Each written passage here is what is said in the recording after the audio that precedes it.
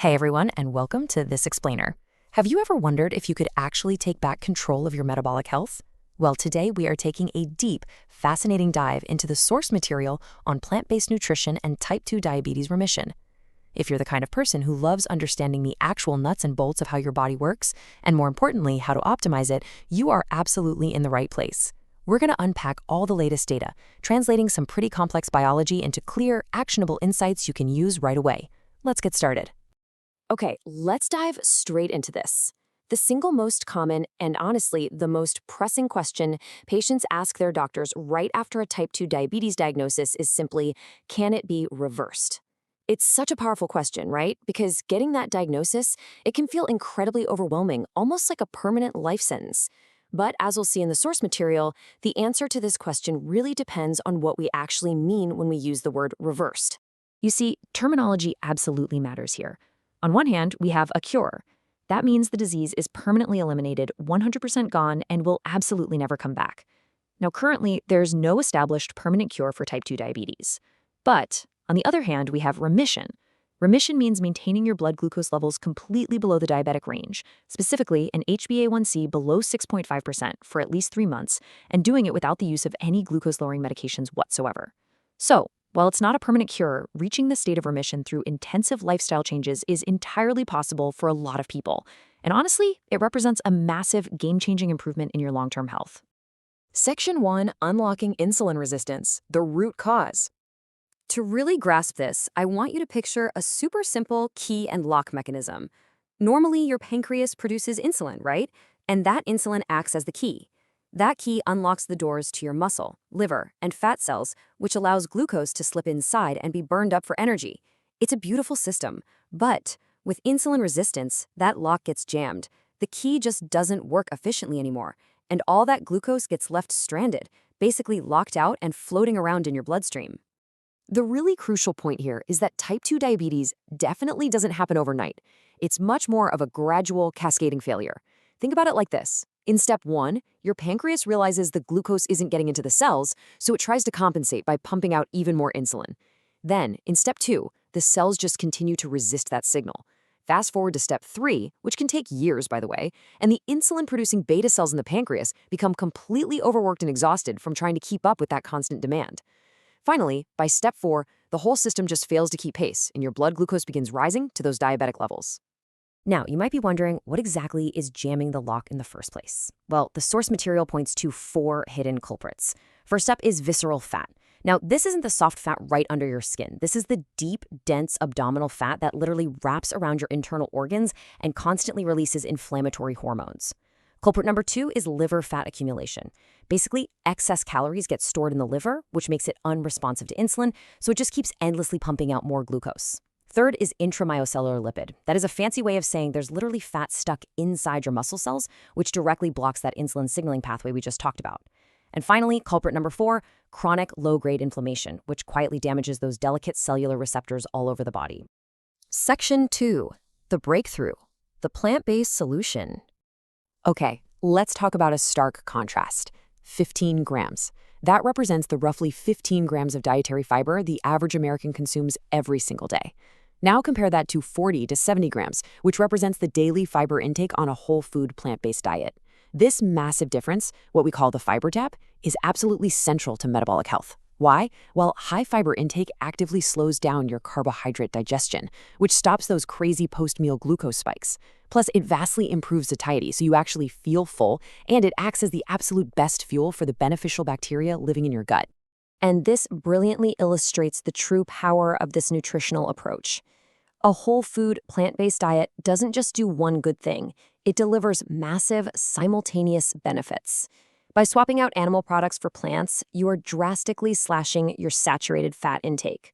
The naturally high water and fiber content lowers your overall calorie density, meaning you can eat big, satisfying portions while still effortlessly dropping weight. It also feeds a healthy gut microbiome, which then produces these amazing anti-inflammatory compounds like butyrate. On top of all that, it literally floods your system with antioxidants like polyphenols and vitamin C and E that actively reduce chronic inflammation. All of these factors work together beautifully to flush out that stubborn ectopic fat in your liver and muscles, which finally resensitizes your cells to insulin. Section 3, Evidence and True Remission. So let's talk data, because the clinical evidence backing this up is just incredibly robust.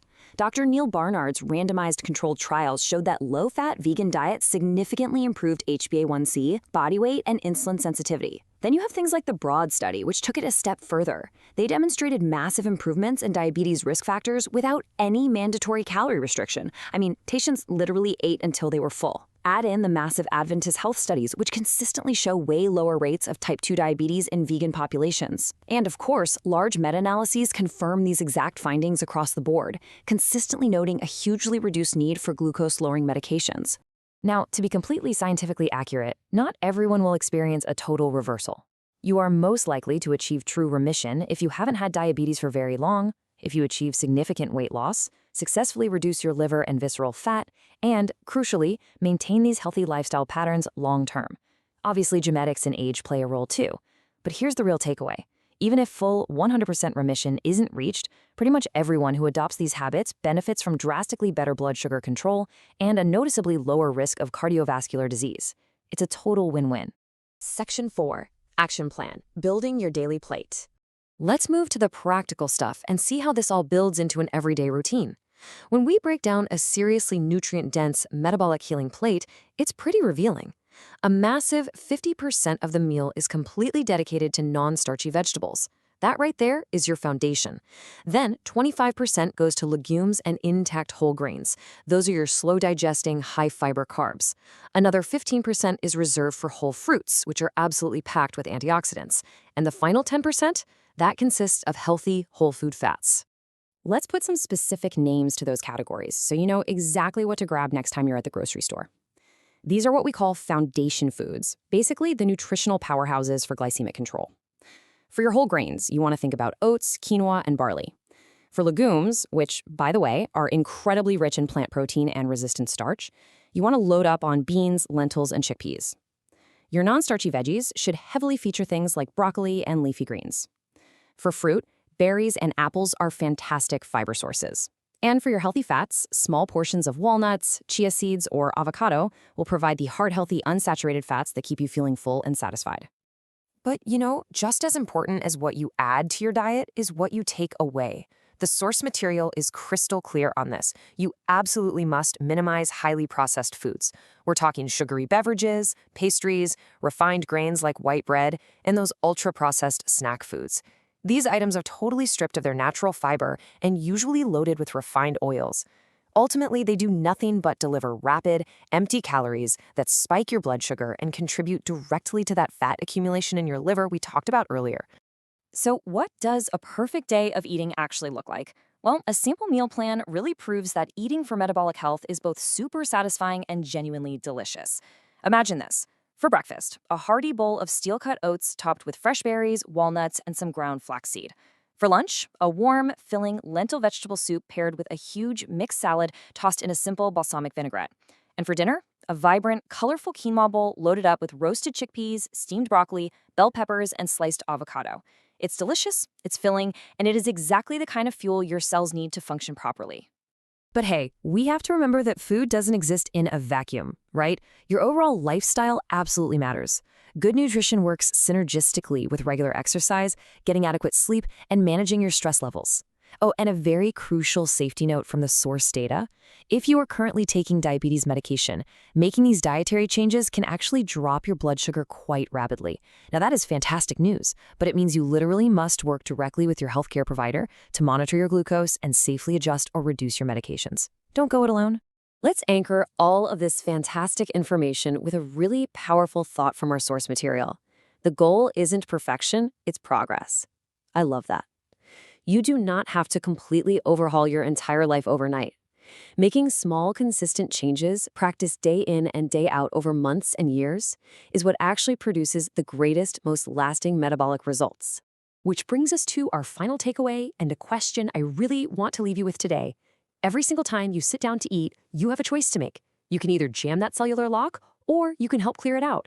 So will you use your next meal as an opportunity to truly nourish your body, improve your insulin sensitivity, and move toward long-term health? The science is pretty clear. The power is literally on your plate. Thank you so much for learning with us today.